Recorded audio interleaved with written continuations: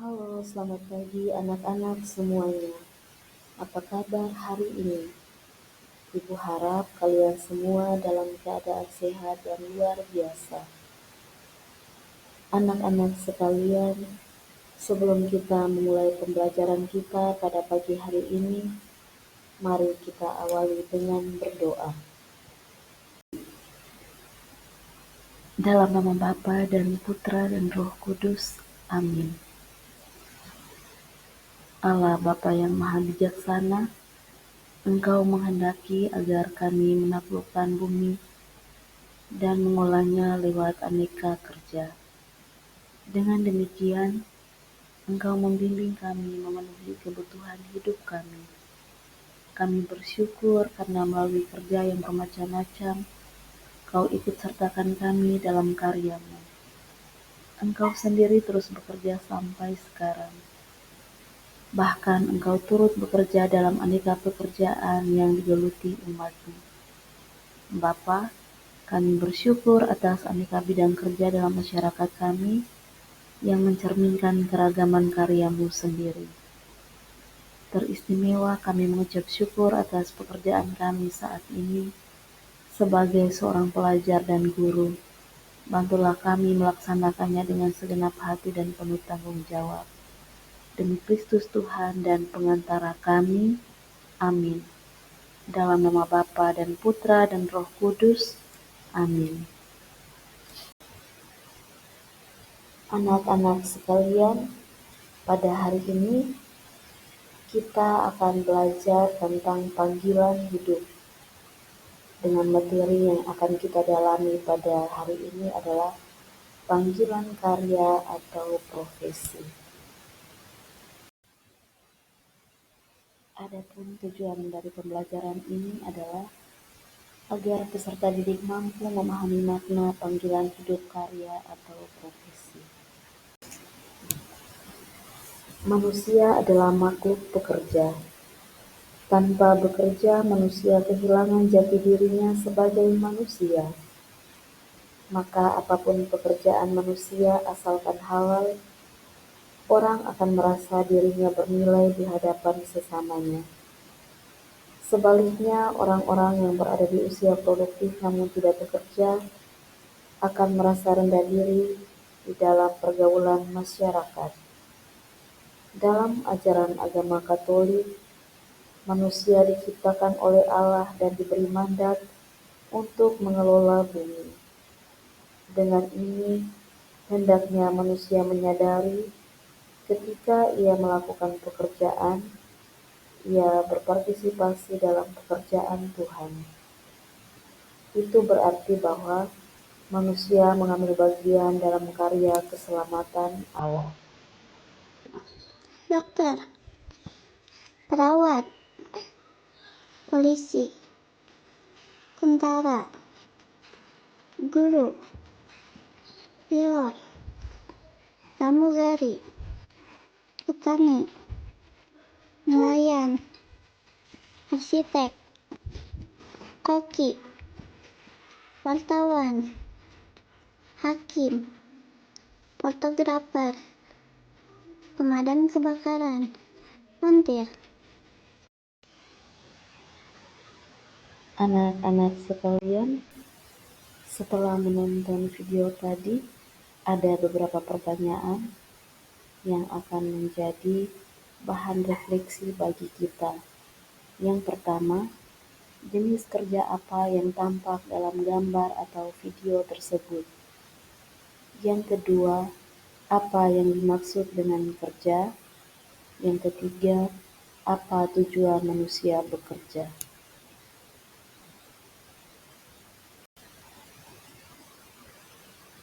Setelah kita melakukan refleksi atas video atau gambar yang telah kita nonton, ada beberapa refleksi bagi kita bahwa pekerjaan manusia dalam konteks panggilan karya atau profesi sangat beragam, mencakup berbagai bidang dan tingkat spesialisasi. Beberapa contohnya termasuk dokter, perawat, guru, dosen, polisi, chef, wartawan, petani, pilot, pramugari, pengacara, programmer, ekonom, akuntan, analis keuangan, manajer keuangan, dan auditor. Pekerjaan juga dapat dibedakan berdasarkan jenis-jenisnya, yaitu yang pertama, pekerjaan formal. Pekerjaan formal adalah pekerjaan yang diatur oleh perusahaan atau lembaga tertentu dengan kontrak kerja dan aturan yang jelas. Yang kedua, pekerjaan informal. Pekerjaan informal adalah pekerjaan yang dilakukan di luar struktur formal, seperti para pedagang kaki lima, tukang ojek, dan lain-lain. Yang ketiga adalah pekerjaan manual. Pekerjaan manual adalah pekerjaan yang melibatkan aktivitas fisik, seperti para petani, para buruh bangunan, dan lain-lain. Yang keempat, pekerjaan profesional. Pekerjaan profesional adalah pekerjaan yang memerlukan pendidikan dan keahlian khusus, seperti dokter, pengacara, dan lain-lain. Penting untuk kita ingat dan kita ketahui bahwa setiap pekerjaan memiliki peran dan nilai yang berbeda dalam masyarakat, dan semua pekerjaan memiliki potensi untuk memberikan kontribusi positif. Memilih pekerjaan yang sesuai dengan minat, bakat, dan panggilan hidup adalah langkah penting dalam mencapai kepuasan dan kesuksesan dalam berkarya. Baik anak-anak, kita akan bersama-sama mendalami arti dan makna kerja. Yang pertama, arti kerja.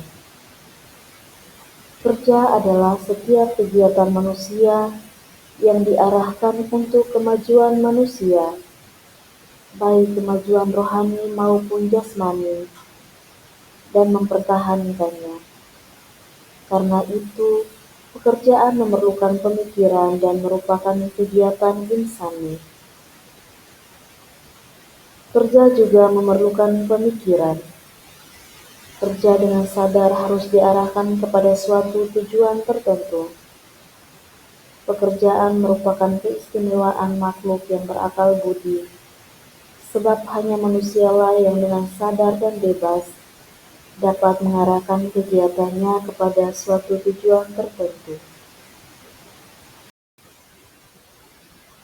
Kerja merupakan kegiatan insani yang ada dalam diri manusia sebagai makhluk yang berakal budi. Oleh karenanya, setiap jenis pekerjaan memiliki martabat dan nilai insani yang sama. Dipandang dari segi ini, tidak ada pekerjaan yang kurang atau lebih mulia dan luhur. Apabila dipandang dari sudut lain, yakni dari sudut tujuan dan hasil, setiap pekerjaan tentunya sungguh berbeda, dan nilai pekerjaan yang satu melebihi nilai pekerjaan yang lain. Akan tetapi, nilai insani dan martabatnya tidak berubah karenanya.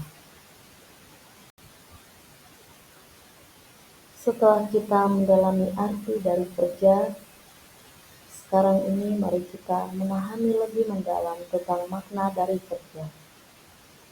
Ada berbagai makna kerja ditinjau dari berbagai segi. Di sini, kita hanya akan melihat makna kerja ditinjau dari 3 segi, yaitu segi ekonomis, segi sosiologi, dan segi antropologi. Makna atau arti ekonomis.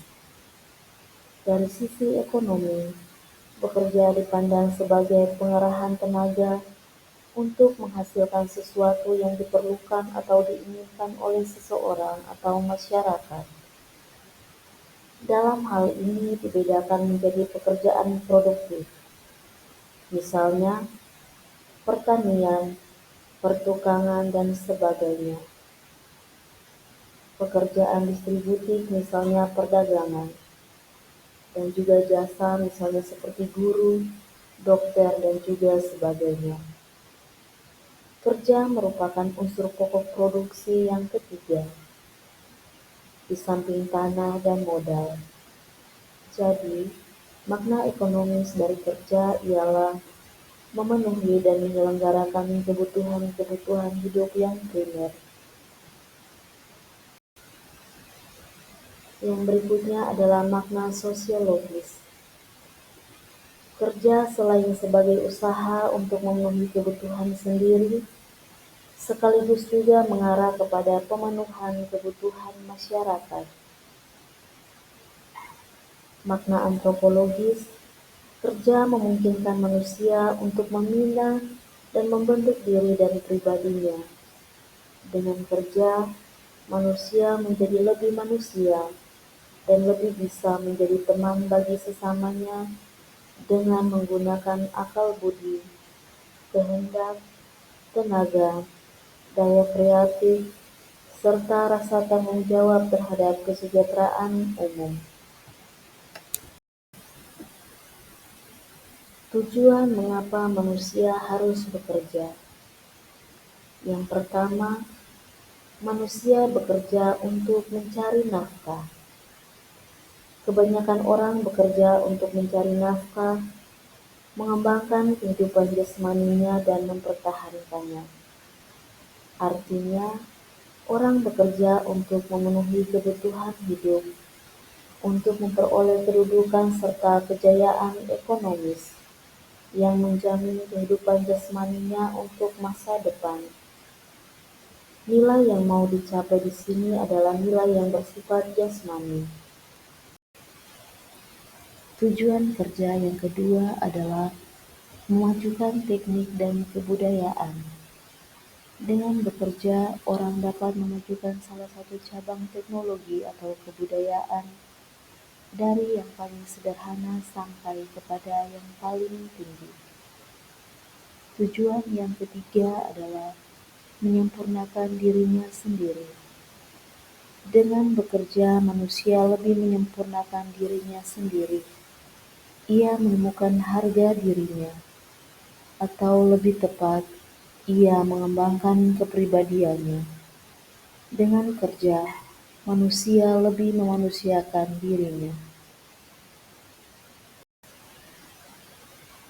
Baik anak-anak sekalian, kesimpulan daripada materi kita pada hari ini adalah kerja atau bekerja adalah ciri hakiki hidup manusia.